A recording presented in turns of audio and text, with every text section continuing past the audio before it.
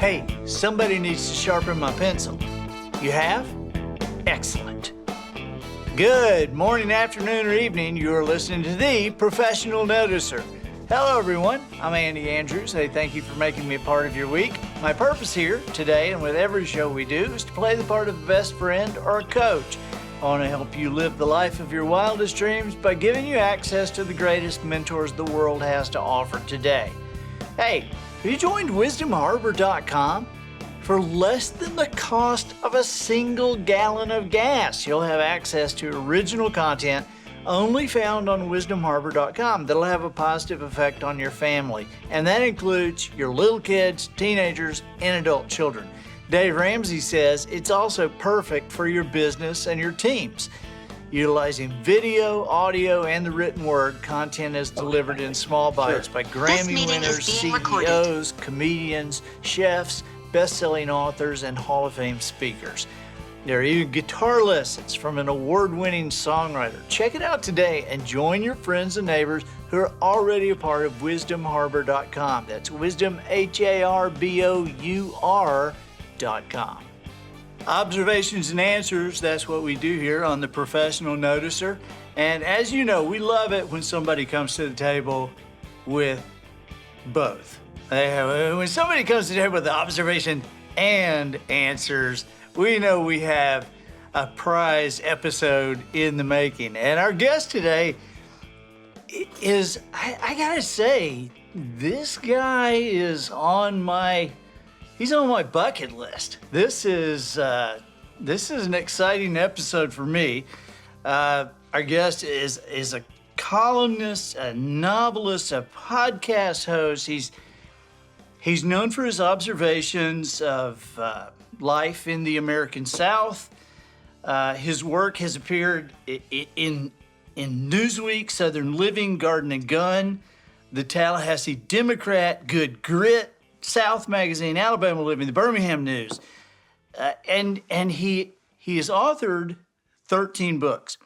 He is also the creator of a podcast and a column. You might know him by the name Sean of the South. So please welcome Sean Dietrich. Hey, Sean, how are you? I am, well, after that, I'm blushing, but I'm good. How are you?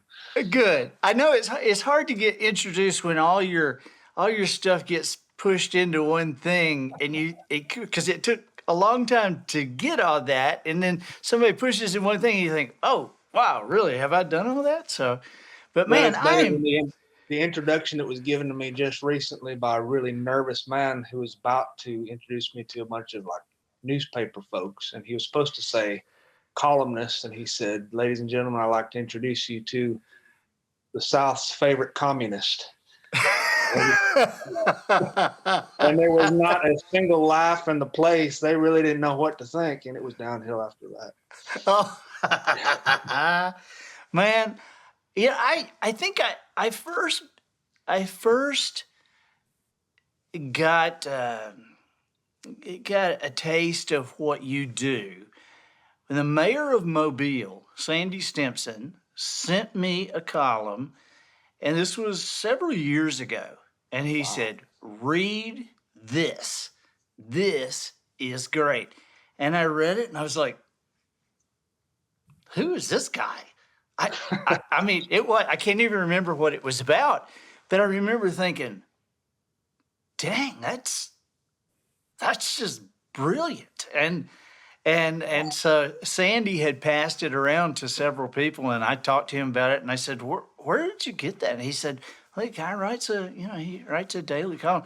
And so I quickly found you, and I subscribed to your column, Sean of the South.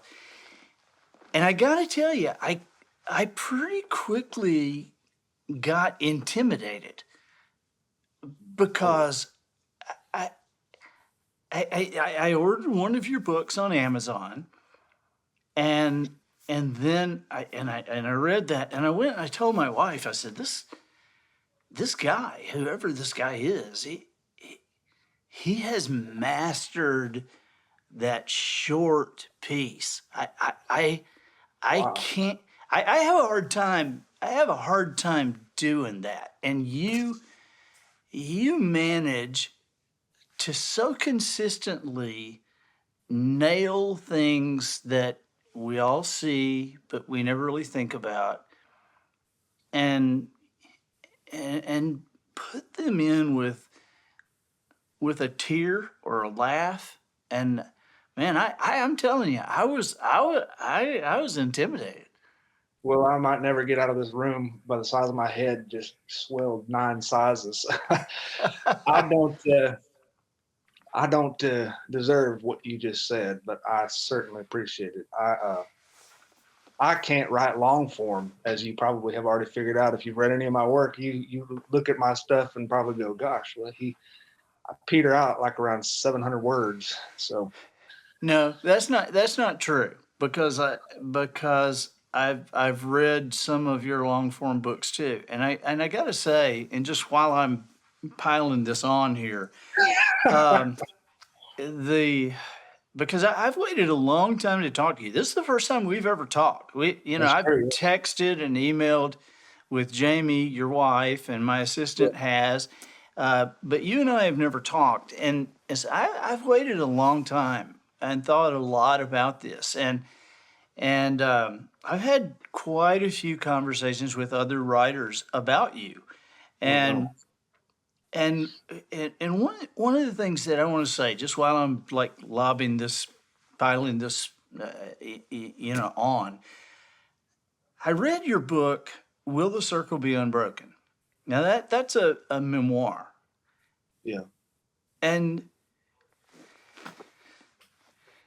I have to say that is one of the two best memoirs I've ever read in my life. My goodness. Um, you My know, goodness. I I look at what people have in their lives to draw from. And I feel like everybody has a book in them, and everybody has some thoughts in them, but very few can dissect those thoughts into perspective for life beyond the moment. And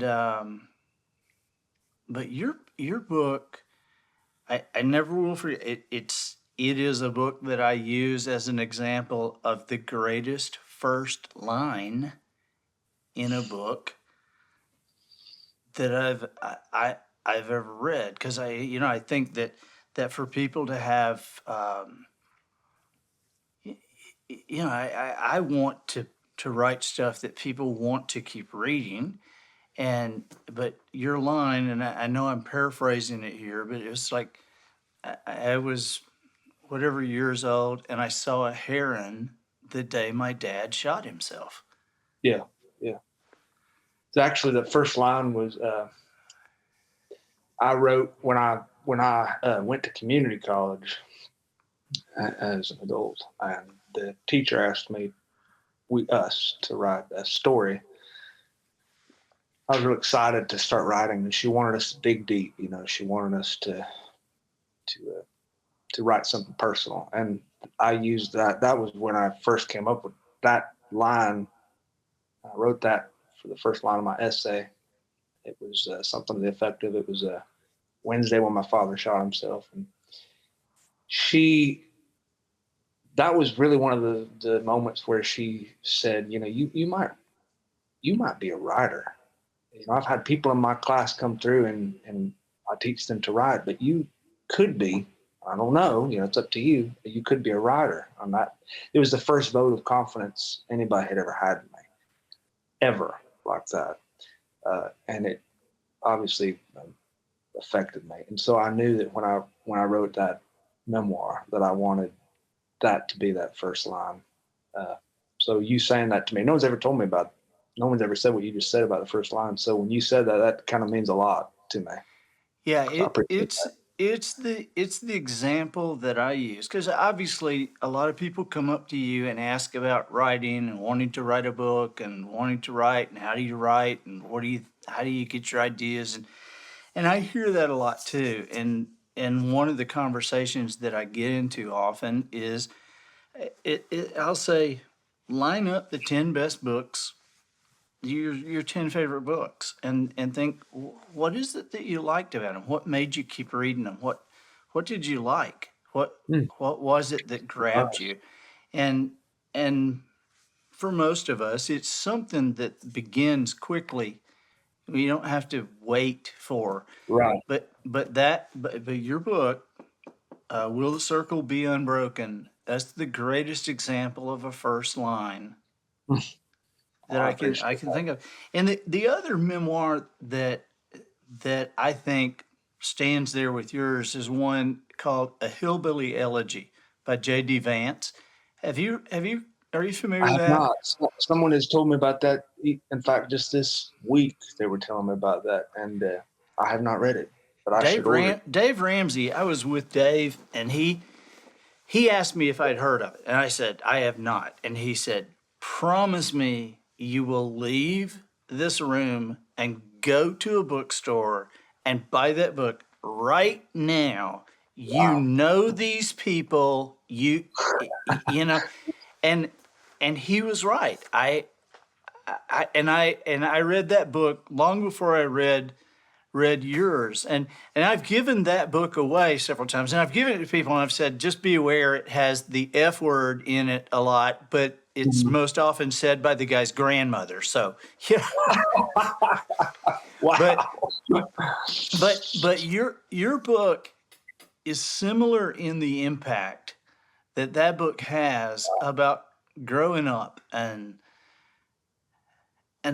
what we think of ourselves. And because you didn't, I mean, I'd like you to tell a little bit just about your growing up, because you left school like in the eighth grade, right?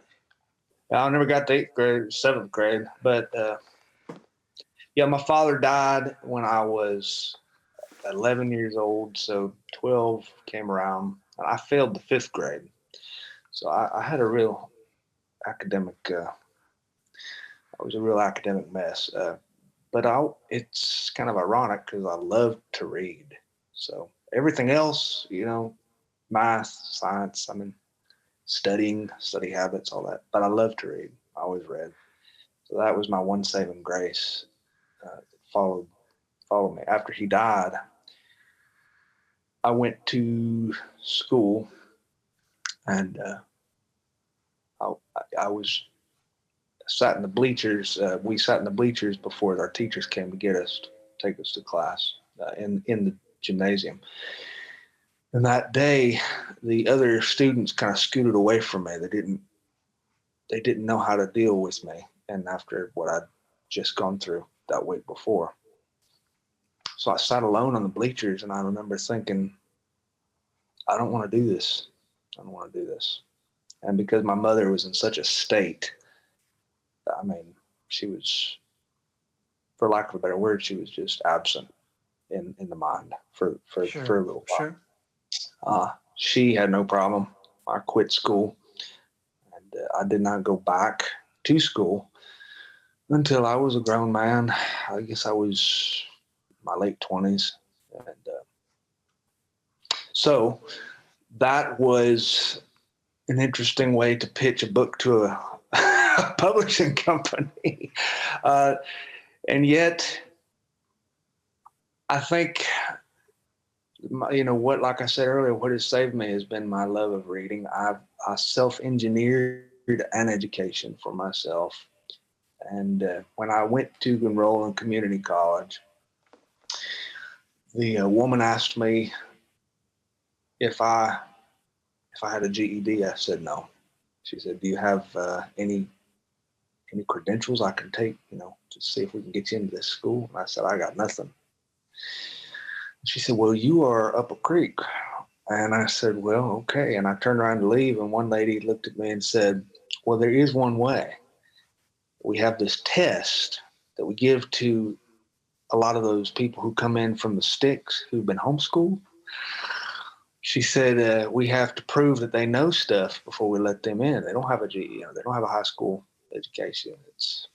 So she gave me this test. I took the test immediately. I went into this little double wide trailer, and I recalled the advice of my cousin, who said, if you don't know the answer on a multiple choice test, just fill in the bubble C.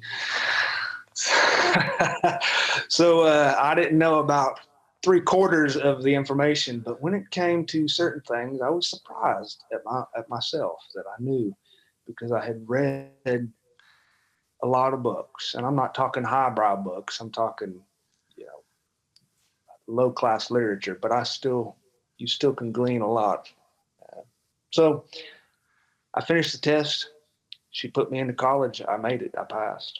I was in college. I was sitting in a English class the very next week, and my life just went uphill after that, in a good way. I mean, my mind was awake, however you say it. See, you can tell. And I began to write like a kid with his hair on fire. I just enjoyed the act of small, short, brief sentences, and I loved the art form of it. I just enjoyed it. So that was how it all started for me, and that wasn't that long ago. How long did it take you to get out of community college? About 11 years. 11 years, or yeah, altogether about 11 years. So I'm no doctor. But during the time I went to community college, it's interesting. It changed from Okaloosa Walton College to Okaloosa Walton Junior College to Okaloosa Walton Community College to Northwest Florida State College. So I hold a degree from 5 different universities. And I have here on my desk, it always sits here. It's nothing, but it's an award that the college gave to me after I published Will of Circle, because someone got a hold of it and they've developed this award especially for me. It says Distinguished Alumni Against the Odds. Wow. So they don't issue awards very often at that college because it's not a big college, but I look at that with real pride. Wow. And you and Jamie have been married how long? It's coming up on 20 years. We got married in I think it was 2003. My Lord, she's going to hear this and cringe that I didn't know if it was 2002 or 2003. I was young. We were young. I was young. I love how you write about her, and in your blog, Sean of the South, we all waded through her mother's passing through you. I probably wrote way too much about it, but I didn't have anything else to write about because we were living it. I knew I was taking the chance of wearing people out, and yet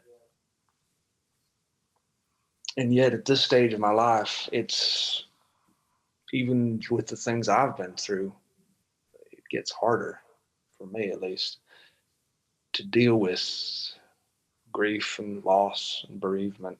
And this was really, really, really hard. And if it was a taste of the other moments to come in life, I mean, it's frightening how different you process it as an adult. So she was a real special person to everybody, but especially to me, because she represented a lot that I didn't have growing up, as far as maternal stability, domestic stability, all that, you know. So we certainly miss her. But yeah, I wrote a lot about it. I can't remember for how many weeks straight. It was just, we were living there, we were taking care of her, the amount of mail, I will say this though, the amount of mail that process we went through generated for me was staggering. There are so many people that I didn't realize who are going through something very, very similar or the exact thing itself. Still are. I still get messages about it from people who are caregiving for an ailing parent, and it's a club that I know nobody wants to be a part of, but once you find yourself a part of it, it's really interesting how many are out there that you never saw before. And that's kind of Right. shames me to think that I overlooked them, but Well, I think a lot of times we believe that we are alone in what's happening. And when we take that step out to express a little of what we feel, I think is one of the dangers of social media, Mm. because when people post on social media, they generally only post the great things. They only post the things they like, the things that are happening that are good. And so we tend to look at other people's lives and think, wow, my life is just in just disarray compared to everybody. And I think for young people that can, I am struck by how many young people communicate with you. And That is maybe the greatest privilege too of it all. Because I don't have any kids, and part of that was on purpose. When we got married, we weren't real sure how we felt about it, and then we somewhere along the middle of the early on, I would say, we decided that, and I say we, but it was a lot me. That childhood wasn't great. This is my chance to pursue healthiness. Pursue fun, to do things that we want to do and such. So anyway, at this age, I don't have a little guy who looks like me or anything like that. But this relationship that I have with younger readers is so gratifying, because usually it seems like I've become the poster child for, in their minds or in their parents' minds, someone to write to when you're going through a really hard time. Well, I just love the fact that anything I've gone through myself could be maybe put into a digestible way for a child, because I would have liked to have had that. But it makes me feel that I'm integrating more of my experiences into the greater good, if that makes. there have been many times that I've read some of this and I've thought that you have a very wise and gentle touch Oh with man, those I appreciate it. situations. I'm also I can't help but tell you that I've been staggered through the years at how many parallels you and I have. I Mm. I'm just astonished at. I mean, you'll write something and I'll go, "Wow, that's." I mean, that's me, because I was the least likely writer too. I tell people I was not the best writer in my senior English class, and then when I met a girl that was sat in front of me in my senior English class, who was a professor of literature at Ole Miss, I realized I wasn't even the best writer in my row, and so I'm the last person anybody would have expected to have written books or whatever. And in school, I couldn't diagram a sentence. I couldn't pick out the indirect object and the object and the preposition. And I still can't. And I remember them telling me, "Well, you're gonna have a real problem in life, because if you can't write." And I never could figure that out. But I can write and I know when it's Right. right. Yeah. But When it's that's just something and it was a teacher, an eighth grade English teacher, that told me that I could write and that I was mm, funny and that I had to choose my timing and to be funny intentionally, and to figure out what made certain things funny. And then there's the whole Andy Griffith thing between between you and me and the whole Bear Bryant, Alabama thing Oh between yeah. you and me, and then it just kills me when you make a reference to Gloria Gaither in your columns, and I will admit to having sent Gloria and Bill are friends of mine, and Wow. I have sent them several of your columns and Oh said, wow. read this, Oh look at wow. this, and See, because Gloria and Bill Gaither to me they're just a step below deity.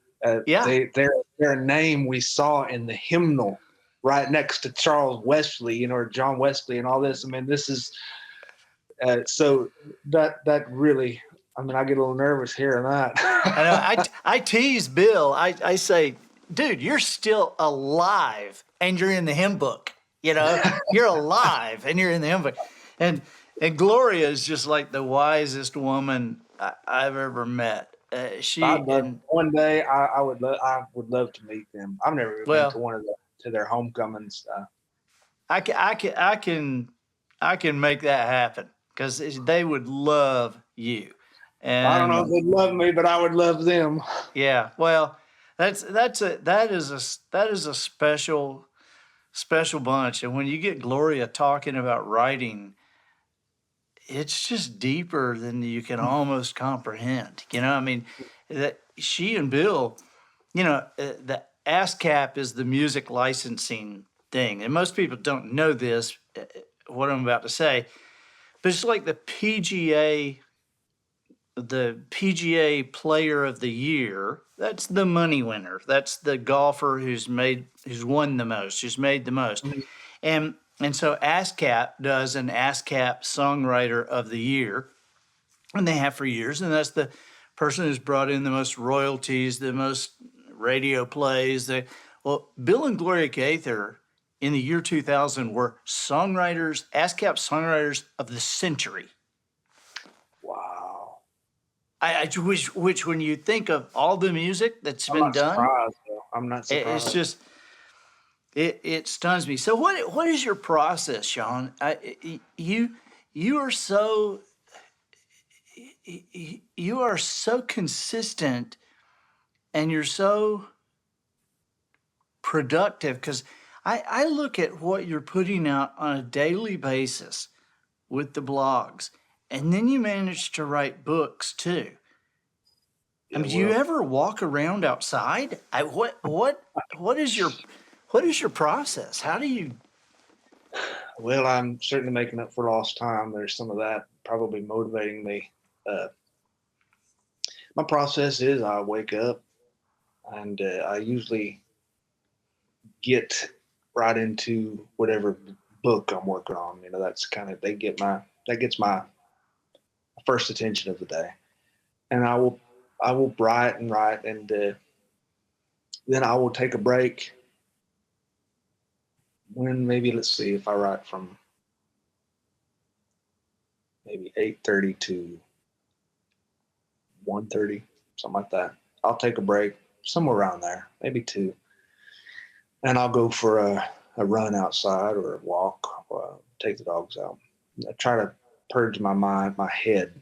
You look at a screen all day, no matter, even if you're something particularly is different about writing though compared to like graphics design or some other field. You're staring at these little letters and Right. your brain is working. So I need it to purge and cleanse. So I'll purge and cleanse, and then I'll come back and I'll work on a column, which I'm always working on a bunch, it seems like, but I'll work on a column, and then I work on that up until around it's time to maybe go read a little bit before bed, and then I wake up and do it all over again. And I put out about 4,000 words a day. Only 200 of them are any good. And then when I'm on the road, and with Jamie and I are on the road, because we're not a big operation. She drives a little white utility plumber's van that we got used. It looks like we're with LabCorp about to collect a stool sample. We show up to your place of business, it looks like we're here to do a test. So she drives because that serves two purposes. One, she is kind of she likes to be behind the wheel, both spiritually and proverbially. So she likes that. But B, I can write. So I ride in the car if we're on an 8-hour road trip, I will ride for 8 hours, because what else am I going to do? And so that's my routine there on the road, which Does she run the radio? Can you write with the radio on? No, Lord no. She's got earphones. Yeah, I can't either. I can either. I tell Polly, I said I can either listen to the radio or we can talk, but I Right. can't do both. Same here. I'll get into a friend's car or something, and they'll drive around and they have the radio low while we're having a conversation, and I can't do it. I can't either. My brain is with the radio. Yeah, I can't either. It's that ADD thing in a restaurant. Sometimes Polly will say, "Are you deaf? Can you hear?" And I'm like, "Yes, I can hear. The problem is I can hear you, and I can hear that waitress over there, and I can hear what that kid's saying, and I can hear what that music's playing. I hear it all. I can't cut it out." Yeah, I'm the same way. When we go into a restaurant, I have to face the wall. Jamie gets to look at the door, because if I'm looking at the door, I'm watching everybody who walks in. I can't. Yeah, we can't have a conversation. yeah. So where physically, it doesn't sound like it matters where physically you are, as long as you have the quiet. Yeah, for me, especially, I've written a lot of different places. So, at the house, a lot of different places. Of course, on the road too, but such as for the last, I don't know, 5 years, I haven't really had an office. We just kind of, our house was not very big. This is not a big house either, but that last house was less than 1,000 square foot of usable space. So we were just nothing. So I have this office chair that is just a black office chair I got out of the dumpster, actually. It was, anyway, long story there, but it's comfortable. And I would just wheel that around the house. I'd sit on the sidewalk in front of our house under the sun, or underneath the magnolia tree we had in the backyard, or I'd sit in the living room or in our bedroom. I just roll that around. And I wrote like 6 books in that ugly chair. And I'm pointing at it. You can't see me, but I'm pointing at it. It sits in my office now because I can't bear to get rid of it. I'll probably go sit in that chair and write today, maybe even. So I write them now that we're here in this new house. I write on the porch. I'll write downstairs. We have a little backyard. Watch the dogs play. I'll write. Are you a seat of the pants writer or an outline guy? Oh, seat of the pants. Yeah. If I outline anything, it just gives me something I'm going to deviate from. So it's better for me not to outline. That way I never deviate. Yeah, I'm the same way. And when I started working with publishers and they were wanting outlines, I was like, oh, really? I don't. And I don't have to write something and back up and then take the outline from what I had written. Yeah. I had some advice from somebody who was working on one of my books, and said, here's what I think you should do. Write a short synopsis of what you think the book's going to be about, then wad it up, throw it away, and write whatever you were going to write anyway. Okay. Yeah. That might represent my creative process a little bit better than I can't outline anything, though. If I do, it would just be stiff and awkward. It wouldn't work. Yeah. Yeah, I'm the same way. I'm often surprised at where we go, and at what somebody says, or how one of my characters thinks, or yeah. How do you? Go ahead. I was just going to ask how you got to divide your time. You got to be thinking, okay, because I'm astonished that you put out a blog post every day. I'm just astonished. If somebody imposed that on me, I'd say, just shoot me.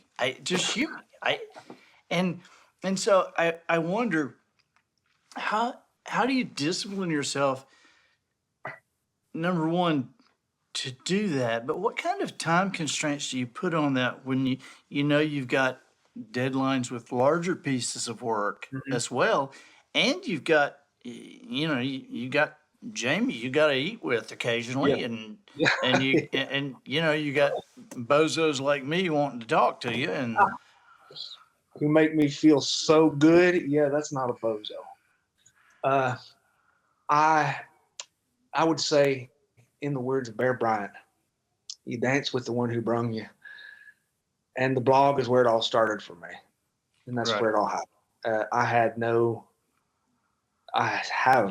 no credentials. I have no pedigree. But the blog introduced me to so many nice people and kind people that in turn has become a major motivation. And that to me that's the one who brung me. So I put that, at least in my head, I put that above everything else because this is my direct this is my direct handshake with the people who I love.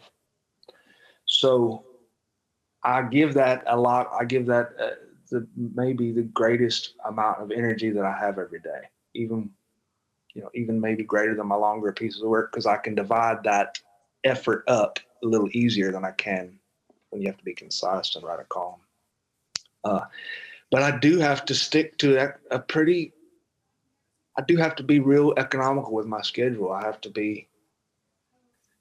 can't tell you how many times Jamie and I have been at a gathering and I've had to excuse myself and go to the bathroom and finish a little round of edits on a piece that's going to go out that night. And so I'll go to the bathroom and people will ask where I am or what's going on. He's been gone for 30 minutes now. And Jamie just says, oh, well, he's working on his story. And he'll be out when he's out. But I will say, it's like anything. When I first started writing the blog like that, I wanted it to be a daily practice because I wanted to get better at writing. And when you do something daily, it actually frees you up a little. What I've discovered, it actually frees you up a little bit. I'll never forget um, when I had this little gig interviewing people for a local newspaper for baseball games, Baptist baseball, stuff like that. I loved it because they were all just the old crusty people you grew up with. And I remember sitting in the dugout with this guy, and I was interviewing him about the game, and they were singing the national anthem out on the field. And when I was done, I said, "Oh my gosh, I'm sorry. I interrupted your national anthem." He said, "We do this every day, kid." And I remember thinking, so it's not that big of a deal if you have a real blunder. It's not that big of a deal if you mess up because you do it every day. That's kind of the same philosophy I like to live by. I'm not writing Hemingway. We all know that. Maybe I have a good day here. Maybe I have a bad day, but that's okay because I got tomorrow. So that I say all that because the daily thing is kind of fun. So once you get into it, once you get into the spirit of the daily practice, the practice itself becomes more fun than the doing. Just the idea that you're practicing. So anyway, I guess I don't know if that answers your question, but Yeah, what do you do first? Is it the blog? Is that what you do first in the day? well, it varies. But right now I'm on a routine where I wake up and work on the longer stuff. But it varies. It varies. But I definitely put my day's biggest amount of energy into the blog. So, and I will say that it's easier to impose these schedules on yourself. If someone imposed it on me, I would probably I would cry. None of this could have ever happened. I had to Right. do it to me. If someone asks anything of me, no, sir.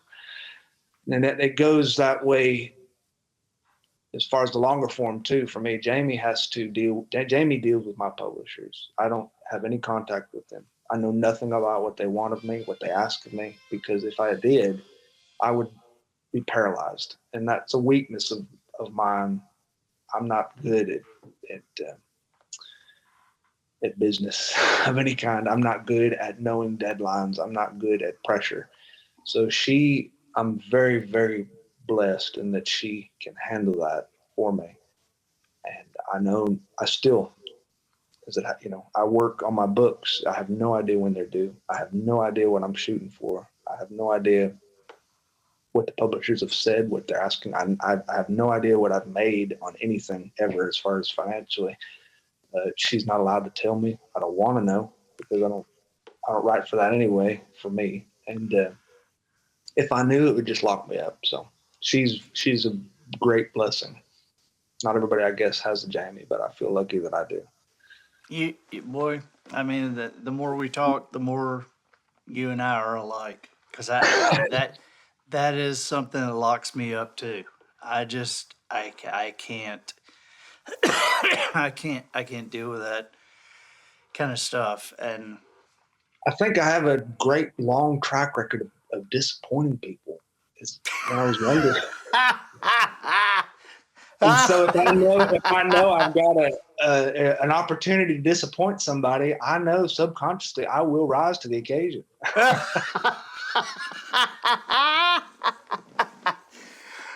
Oh, let me ask you this: who do you? There's different kinds of people I read. I read some people to learn how to write a story. I read some people to learn how to put a scene together. I read some people just, but there's two major things that I get. One kind of person I can read that makes me want to start writing. I mean, I put the book down. And I go, man, I want to write. But I can also read some people that just intimidate the crap out of me, and I just go, I I don't I don't even understand how you get there. Do you have people that are in those categories for you? And if Oh you yeah. do, who's in those categories? I would say everybody intimidates me. I mean, period. I can be, and I've had the good pleasure of doing some of those book forums and conventions and stuff. You get around real authors. Oh my gosh, I'm intimidated by everybody. Uh, and I keep waiting for that to go away someday. And I don't know that it's ever gonna. And now that I think about it, I'm not sure I ever want to. The writers that I prefer to read for like inspiration,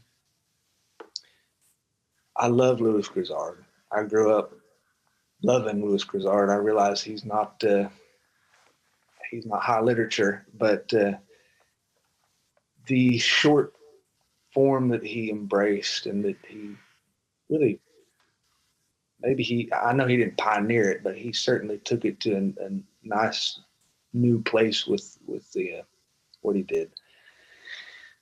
I just admire that. I admire that greatly, and I had always been a huge lover of his. I'd read every book of his multiple times, 4 and 5 times. I had them all. I went through a really hard time right after I graduated from community college, and I was on vacation with Jamie, and I was reading "If Love Were Old, I'd Be a Court Low," his book, his autobiography. I remember laying in the bed going,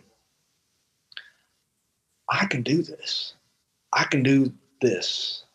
You know, I can't write the great American novel. I can't write that, but I think I can do this. And that was really one of the major changing points of my life.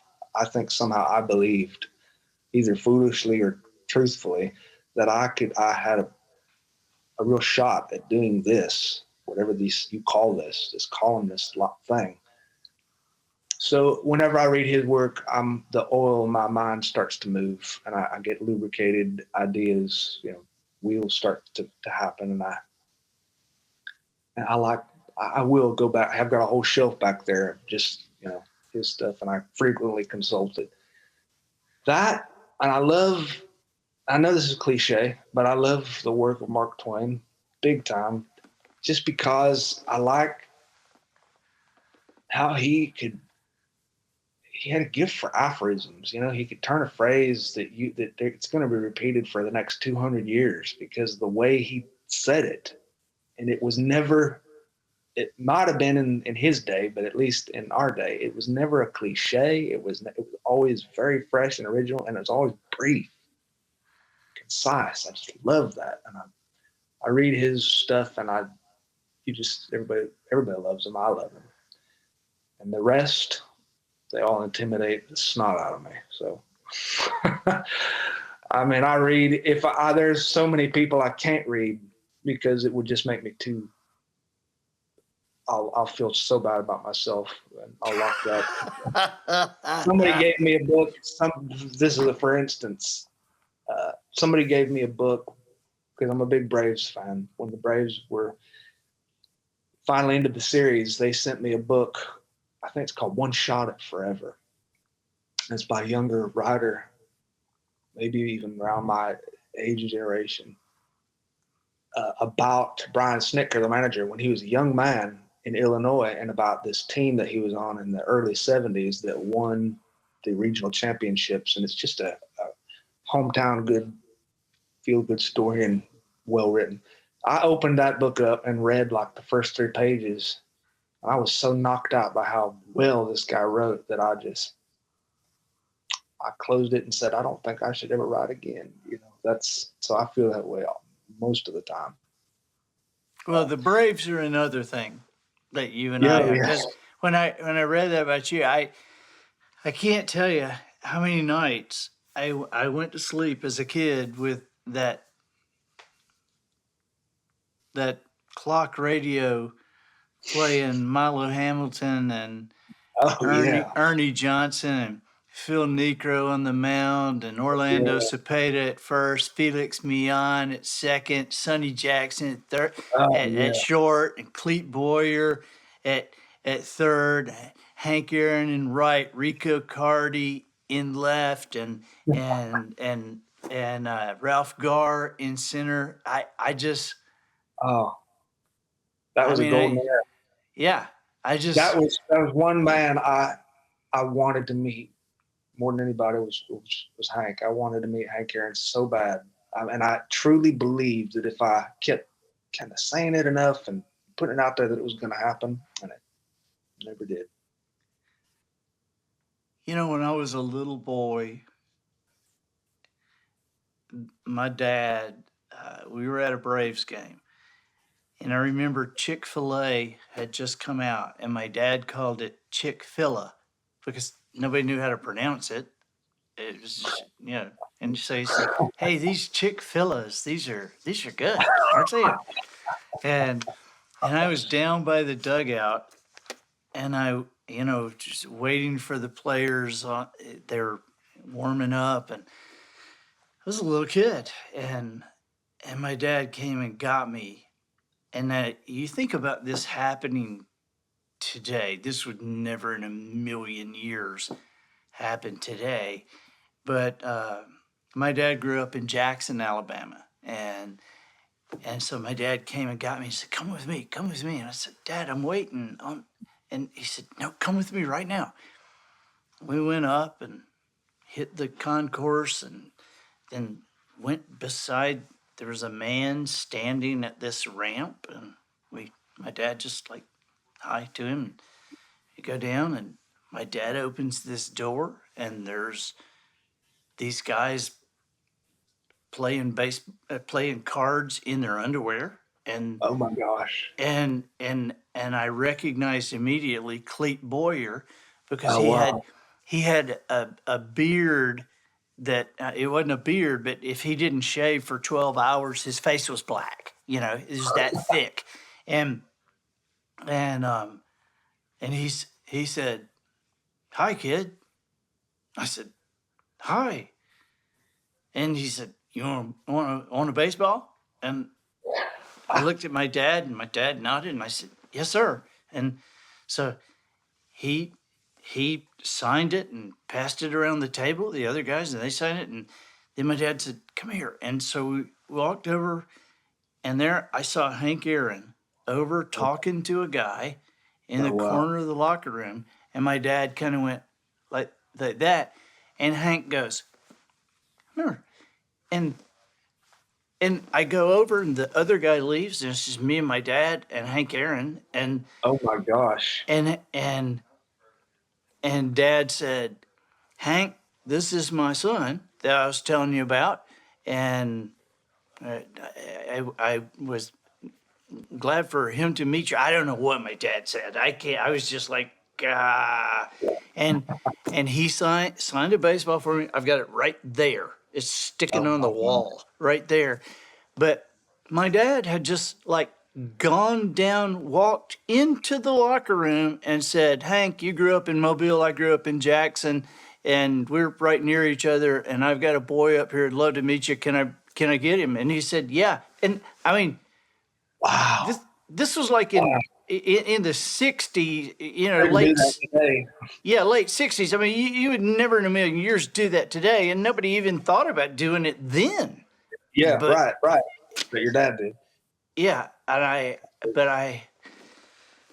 that is just that's a treasured memory. Oh, I bet. It broke my heart when Mobile Bears moved to up near Huntsville and became the Trash Pandas, because they had such the long history. Satchel Paige, Hank Aaron, all these major figures, and now they're Willie McCovey, and oh my gosh. So what have you written, Sean? What do you look at and like the thing that I think is my best is not even close to the thing that has sold the most. And so what is it that you look at and you think this is my best work? I have no idea what sells, what has sold or what hasn't. And in my mind, if you catch me on a good day or bad day, they're all just kind of mediocre. So I truly don't have a favorite. I don't have a best. I can tell you some of the things I've had the most fun writing that hold pretty good memories for me, the writing process of it all. But, and I mean, I know this sounds, you hear this maybe from people who are trying to be modest, but I just really don't, there's nothing that I've written that I think is that great. It's okay. It's good. And there's certain things where I feel like the joke landed, but not. When I submitted Will the Circle Be Unbroken, I thought it was the worst thing I've ever written. I thought this is the worst drivel that has ever come out, and I have no choice but to submit it. I can't do anything else. And when the last novel that I wrote, Winston Brown, I thought this is crap. I have just written the worst thing I've ever written in my life. That's the amazing Winston Brown, right? Incredible Winston Brown, yeah. Incredible. I'm sorry, I got that wrong. Named it. Oh, my editor helped name it because I didn't have a title for it. So, well, that was that. I've never had the experience where I think I've nailed it. I want it. I'd love that experience, but I've never. So. I think part of that. I mean, if I had to. If I had to dissect that feeling, because I know there is the feeling you have when you're writing. At some points you think this is great, and then you go back and read it and go, oh man, and then but by the time you have the book in your hand, you've been forced to read it so many times that you're sick of yourself and you're sick of it, and you wonder if you've even gotten the point across. And that's right. And that's the book that we're working on, that I've been working on now. I wrote it, and it started in the pandemic when I started kind of writing it, and I had so much fun writing it.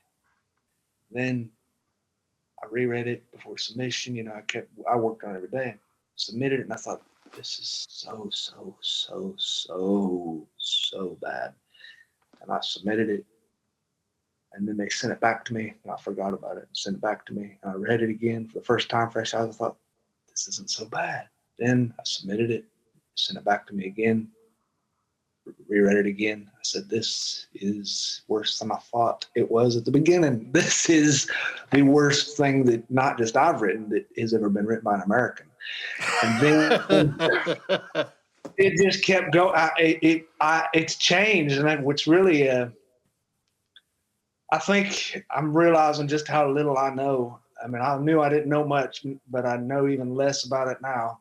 Just I know so little about myself, about the nature of reality, about other people, and I guess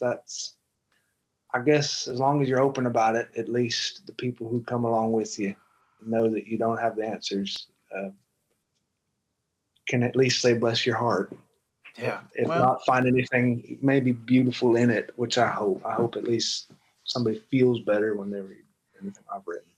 You and I both narrate our own books. And so I was really happy to find out that you did that.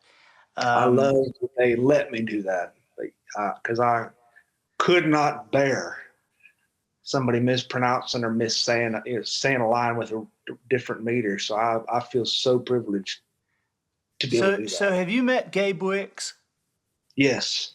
Yeah. Yes. What a great guy. Yeah, Gabe is like one of my favorite humans on the planet. And I've got an interview on this podcast, if you look in the archives, with Gabe. But Gabe is my guy too, that oversees my audio. And but I'm the same way as you. I've wondered sometimes when I hear like James Lee Burke, I think is a incredible writer.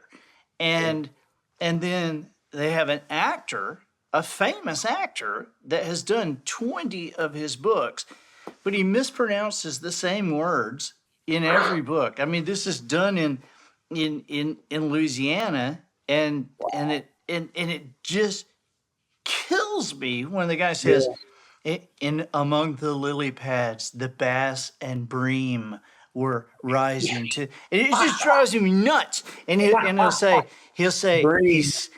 he slipped the pirogue into the, and it just drives me nuts.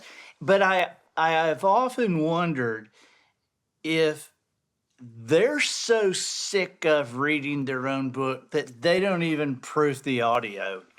You know. Yeah, I could see that. It took. I mean, I had no idea how long it would take to do my first one. It was, whoa, what an experience. But like you said, there's so many little things. I heard a book one time I listened to, not a big audiobook guy, but I listened to an audiobook, and I think it was centralized around South Alabama, and they called it Conaque County. Conaque County. And I thought, no, I don't want that happening in my book. I was listening to a friend's book the other day, and they mentioned, the island off Mobile, Petty Boy, and the guy pronounced it Petit Bois, and I'm like, wow, you got to be kidding me! Wow. But I've only had one of my books that was done by somebody else, and I was able to redo it because when Traveler's Gift hit, they wanted that to be out on audio, and I had lost my voice like for weeks and weeks and weeks. And so they had a guy, a professional person, do it.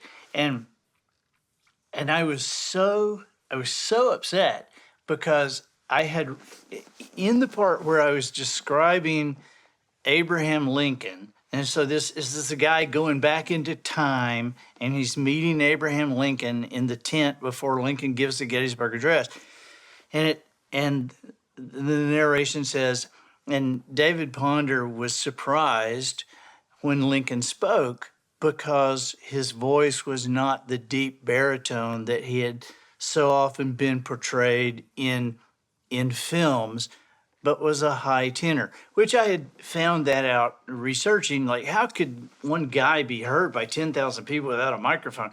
And he had this high, piercing tenor.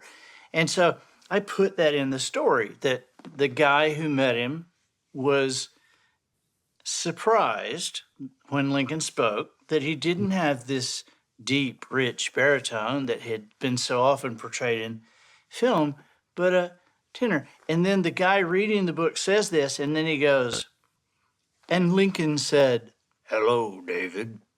Oh, And I'm like, are you kidding me? Are you reading what you're, are you reading this? You know, someone throw a soundboard.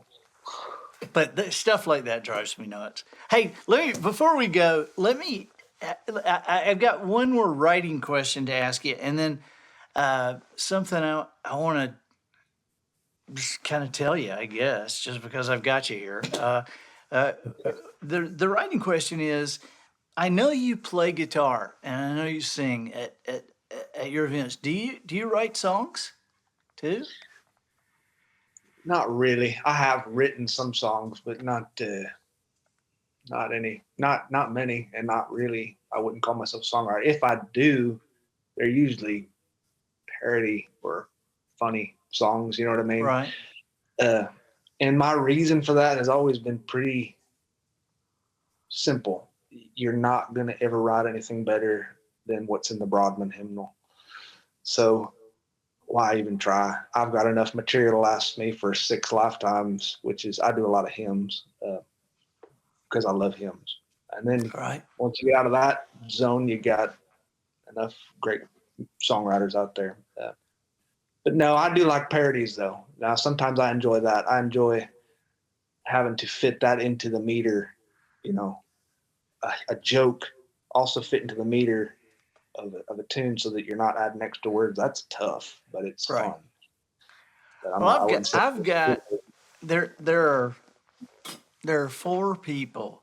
You know, one of my greatest pleasures in my life is introducing people I love to people I love. I just I I get the biggest kick out of that. And so there are 4 people that are very aware of you, that that I want you to be aware of them. And some point, I want to introduce you guys.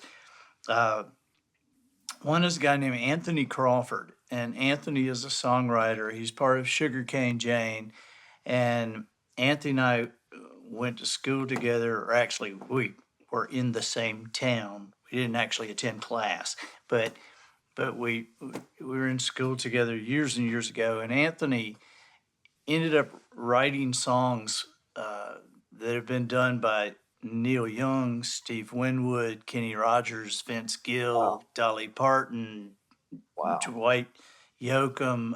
I mean, and he's this brilliant songwriter, and he's you know Anthony's just kind of a hippie and just a great guy. He's a dad and a husband, and lives here in Loxley. I mean, he actually finally met the woman of his dreams in a recording studio, and they retired, and he has a recording studio in Loxley, and he doesn't go on the road with big stuff anymore, but just does, he's got enough going on. And Yeah. but he is a very deep guy, and you would love him. And another is a songwriter, a guy named Jimmy Yeary.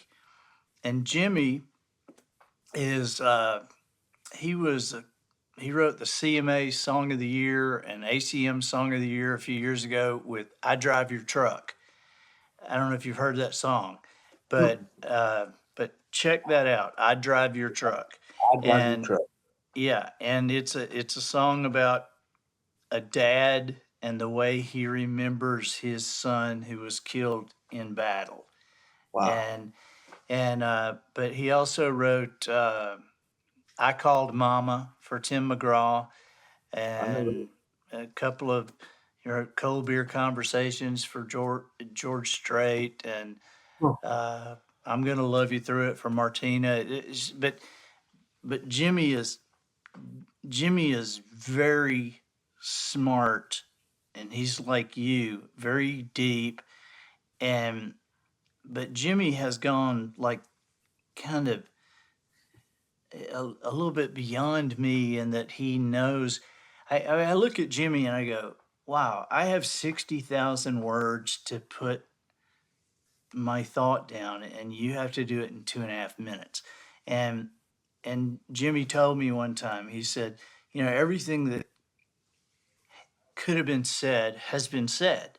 He said, we're just trying to figure out a different angle on it. And his illustration to me that stuck with me was, he said, I can say, I love my dad, and you get it. But I can say, I love the man who taught me how to fish. And it's a totally different thing. Yeah. And Wow. and then the third would be Bill and Gloria Gaither. That I really want to introduce you to them, or them to you. And the other is a guy that I look at and I say, he's like Sean Dietrich. And I was in an independent bookstore one day in Wisconsin, and the lady came up to me. I was just wandering around, and she said, "Sir, we a tornado has been spotted a block away. Would you please come downstairs?" So I'm like, "Okay." And I have this pathological fear of being bored. So as I'm swinging around the stairs, I grab a book off a table, and I grab a Coke out of the machine, and I get down there, and 30 minutes later we're not dead. And so I give her $20 to get out of there, because there's like 30 people down there, and cats and dogs and babies. Oh my gosh. And I gave her $20, and I said, "Hey, I got a book, and I got a Coke, and so see ya." And it was a month. I'd moved the book around. I put the book in my luggage, and I moved the book around. And then I picked it up one day and started reading it. And the book was called Population 485. And the subtitle was Meeting Your Neighbors One Siren at a Time. And he's Wow. a first responder. Wow. And he That sounds grew interesting. up on a dairy farm, got a nursing degree, and then started writing, and he's held about 20 different jobs. And when I read this book, I was like, holy crap, this guy can write. And I went online, and he has probably 15, 16 books. Wow. And he does a lot of short form stuff like you do. But his name is Michael Perry, and he is a guy that I'm in awe of. But I've become friends with him. We've never seen each other in person, but I've had him on the podcast, and we text back and forth, smart aleck texts, and Oh wow. and Michael he's Perry. Michael Perry, and he can put together a sentence like Louis Grizzard could, just one of those long rambling sentences that is just perfect and just means a lot. And Yeah. he is funny,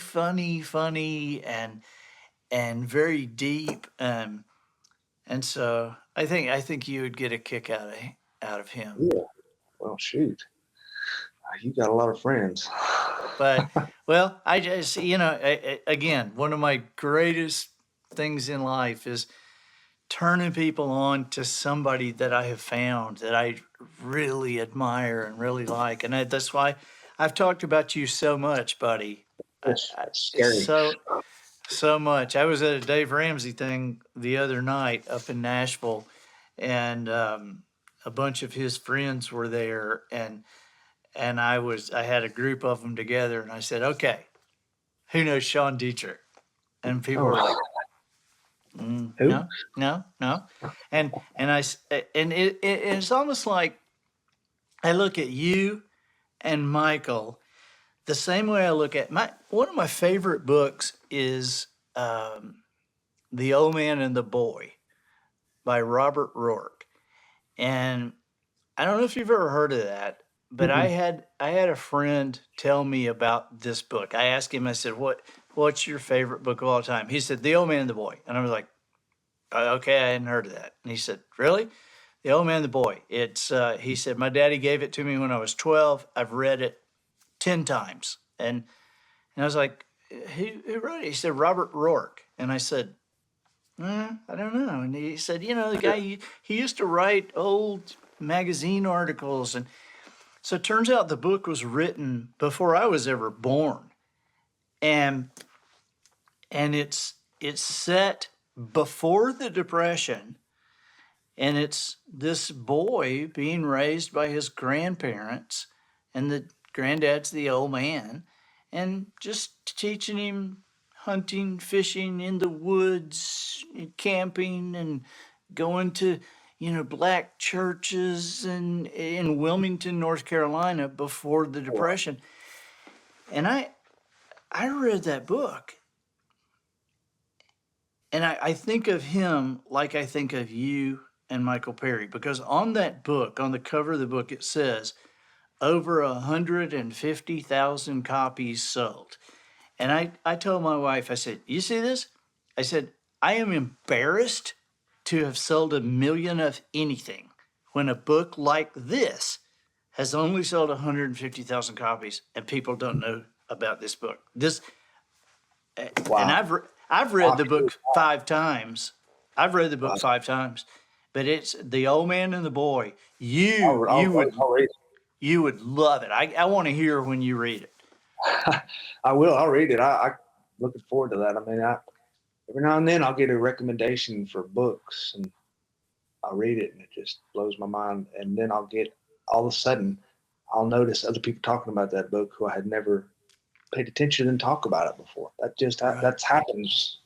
So once I read it, I'll probably notice that other people have tried to tell me about it, and I just didn't listen. I think you'll be fascinated by that book. So we're going to put on the show notes how people can reach you and how people can be a part of your blog and get your books. And so tell us now, and then we'll put it on there too. Okay. Just Google me. Yeah, you can, if they want it, they'll find it. I don't know. I mean, I don't really even know all the channels. Just my name.com, I think, is how you find it all. We'll have it on there, Sean. We'll have it. And, yeah, I'm not a good salesman. and I will continue to sing your praises. You're an important part of my life, even though you and I have never shaken hands. But I appreciate you and appreciate your wife, appreciate your insight and your influence and your example. So thank you for being with us today. Oh, thanks for having me. It means everything for these words to come from someone like you. That means a lot to come from anybody, but it's definitely a unique experience to meet you and hear nice things come out of your mouth. Because mostly when I meet people who are famous and stuff, like people like, highly esteemed like you, they're not really effusive. Well, I think we still need to be looking for somebody who's famous. So that's not me. I think it's been a long climb to the middle for me. So, but I am a great fan of yours, and I'll tell you right here in front of everybody, if you ever need an endorsement on one of your books or anything, you call me first, and I'll be happy to. So tell Jamie hi, and thank you again for being with us. Thank you for having me. It's been a good pleasure. All right, buddy. Bye-bye. All right, bye-bye. I'm Andy Andrews, the professional noticer, harnessing common sense and wisdom to plow through challenges all the way to an answer for you. And I think that'll do it for this week. Get us out of here, Matthew. So, ladies and gentlemen, and to the boys and girls who aspire to become ladies and gentlemen, we have reached the end of another episode of The Professional Noticer. In a world where common sense has become a superpower, I'm harnessing what mental energy I have for you, seeking wisdom, making observations, and endeavoring to answer tough questions in a way that will empower your family and your business. I'm Andy Andrews. Until next week, goodbye. This episode of The Professional Noticer was produced by Matt Limpert. The Noticer theme written and performed by Sugarcane Jane. Thesauruses for the cast and crew provided by Twinkle and Smoke of Beverly Hills. Additional funding provided by theslyvegetarian.com. Do you associate with vegetarians on a frequent basis? Do you often feel the pressure of conforming to what other people have decided is better for you? Theslyvegetarian.com may just be your ticket to dumping your anxieties and rejoining a carefree world where you are no longer frowned upon. What do you say when someone at the table announces, "I haven't eaten a steak in 3 years"? Do you congratulate them with an attempt to cover your ribeye with a napkin? Or do you bite off an extra rare piece of meat and reply, "Well, I haven't eaten broccoli in 4 years, but I'm not bragging about it"? No longer do you need to slink under the table and give all the attention to a prissy, undernourished, pale imitation of humanity who announces they are a vegetarian as if everyone at the table should conform to what they have chosen. No, we'll teach you to speak up and give you the words to say. In this case, the proper response is, "Really? Well, that's just great. You know, I'm a vegetarian myself. I'm not real serious about it. I still eat pork and beef, but I'm with you." TheSlyVegetarian.com not only has conversational crackers at your disposal, we make available assorted meats, ground, dried, and treated with food coloring, pressed into lifelike vegetable molds. Sit right at the table with them. They may look like Brussels sprouts, but they're plucked from the meatiest part of a goat.